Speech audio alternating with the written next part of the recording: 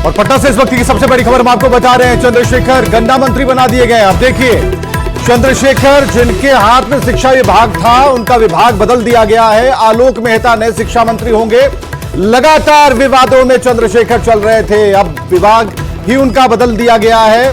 अब चंद्रशेखर गन्ना मंत्री बनाए गए हैं और लगातार विवाद चल रहा था। और आप समझिए इसे कि एसीएस के पाठक अभी आए हैं और तब तक चंद्रशेखर का विभाग बदल गया। लगातार हमलावर थे, कभी रामचरितमानस पर, कभी राम पर। तो कई ऐसे विवादित बयान शिक्षा मंत्री चंद्रशेखर के साथ जुड़ते जा रहे थे और ऐसे में विभाग में खटपट ज्यादा हो रही थी। तो फिलहाल जो बड़ी खबर है इस वक्त आप स्क्रीन पर देख पा रहे हैं, लगातार विवादों में चंद्रशेखर थे और चंद्रशेखर का विभाग बदल गया है। शिक्षा मंत्री, ध्यान से सुनिएगा, शिक्षा मंत्री चंद्रशेखर का विभाग बदल दिया गया है। आलोक मेहता अब नए शिक्षा मंत्री होंगे। शैलेंद्र हमारे साथ जुड़ चुके हैं। शैलेंद्र, सबसे बड़ी खबर है बिहार के लिए। बिल्कुल, देखिए बिहार के लिए बहुत बड़ी खबर है क्योंकि पिछले कई दिनों से शिक्षा मंत्री का जो विवाद था वो विवाद लगातार चरम पर था और इसके कारण महागठबंधन की और नीतीश सरकार की लगातार फजीहत हो रही थी, सिर्फ और सिर्फ शिक्षा मंत्री के बयानों के कारण। और जिस तरीके से उनके संबंध उनके विभाग के पाठक से था, इन तमाम चीजों को लेकर के, और के पाठक की नाराजगी भी थी। और इन तमाम चीजों को देखते हुए बड़ा फेरबदल मुख्यमंत्री नीतीश कुमार ने अपने कैबिनेट में किया है और शिक्षा मंत्री आलोक मेहता को बनाया गया है। हालांकि इस बात की चर्चा बहुत दिनों से हो रही थी कि आलोक मेहता को शिक्षा मंत्री बनाया जा सकता है, लेकिन ये जो पूरी प्रक्रिया है, कहीं ना कहीं देखिए जिस तरीके से लालू यादव और नीतीश कुमार की जो मुलाकात हुई थी तेजस्वी यादव से, उसके बाद की ये गतिविधि है। तो कहीं ना कहीं कहा जा सकता है कि जो मुलाकात हुई थी, इस विषय पर भी चर्चा हुई, इस विषय पर भी बातचीत हुई होगी, तभी अचानक से मंत्रिमंडल में इतना बड़ा बदलाव किया गया है। और साथ ही साथ गन्ना उद्योग विभाग दिया गया है, एक ऐसा विभाग दिया गया है जिसके बारे में लोग चर्चा करते हैं कि कहां शिक्षा विभाग और कहां गन्ना उद्योग विभाग, दोनों विभागों में आसमान जमीन का अंतर है।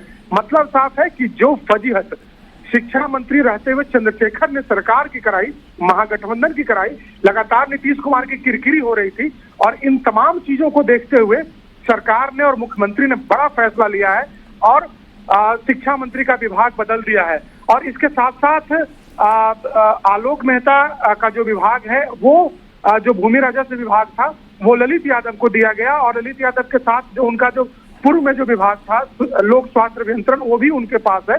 तो कहा जा सकता है कि एक बड़ा बदलाव है और ललित यादव को बिल्कुल ये बड़ा बदलाव है शैलेंद्र, लेकिन पुरानी कड़ियों को भी जरा जोड़ना होगा। जरा देखिए, सुधाकर सिंह की तरफ से आप देखें कि लगातार एक विवादित बयान आ रहा था, उसके बाद चंद्रशेखर आ गए।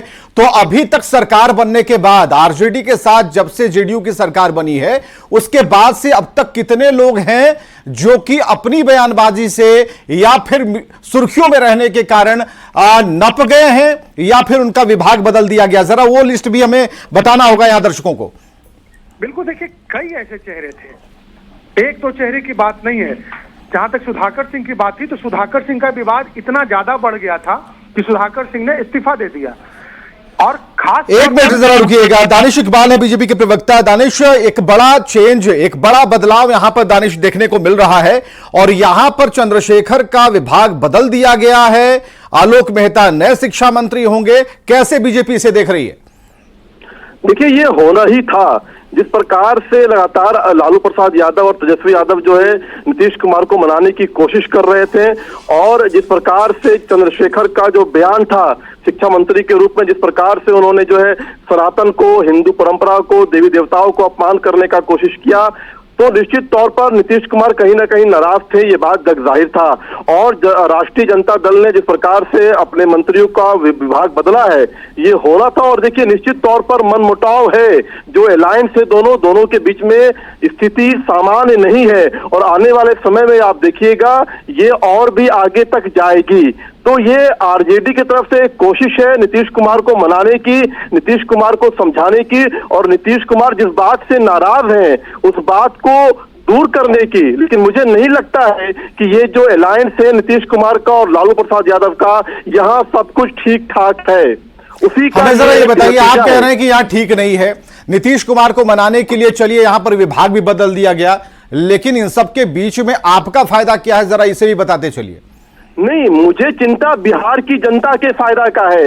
मेरी पार्टी का क्या फायदा है, मुझे इससे ज्यादा चिंता बिहार की जनता की चिंता है, कि बिहार के लोगों की चिंता है कि किस प्रकार से बिहार जो है आज सुशासन के पटरी से उतर चुका है, किस प्रकार से बिहार के अंदर अपराधियों को संरक्षण दिया जा रहा है, किस प्रकार से माफिया जो है आज बिहार में संरक्षित हो रहे हैं सरकार के माध्यम से, किस प्रकार से सरकार में बैठे लोग उनके रिश्तेदार जो है अधिकारियों तक को नहीं छोड़ रहे हैं, पुलिस पदाधिकारी और प्रशासन पदाधिकारियों के ऊपर भी जो है हमले हो रहे हैं। हमारी चिंता ये है और हम चाहते हैं कि बिहार के अंदर जो है सुशासन व्यवस्था जो है वो कैसे कायम हो, हमारी चिंता ये है। तो सुशासन व्यवस्था कायम रखने के लिए क्या करना होगा? क्योंकि देखिए, सुशील कुमार मोदी ने जो लिखा सोशल मीडिया एक्स पर, उन्होंने 2005 वाले नीतीश कुमार को जागृत करने की कोशिश की, उनके फॉर्म में लौटने की बात कही। आज अशोक चौधरी आते हैं, वो कहते हैं कि नीतीश कुमार हमेशा फ्रंट फुट पर खेलते रहे और आगे भी खेलेंगे, और उसके बाद ये घटना हो जाती है। तो हमें तो लग रहा है कि कुछ बातचीत चल रही है।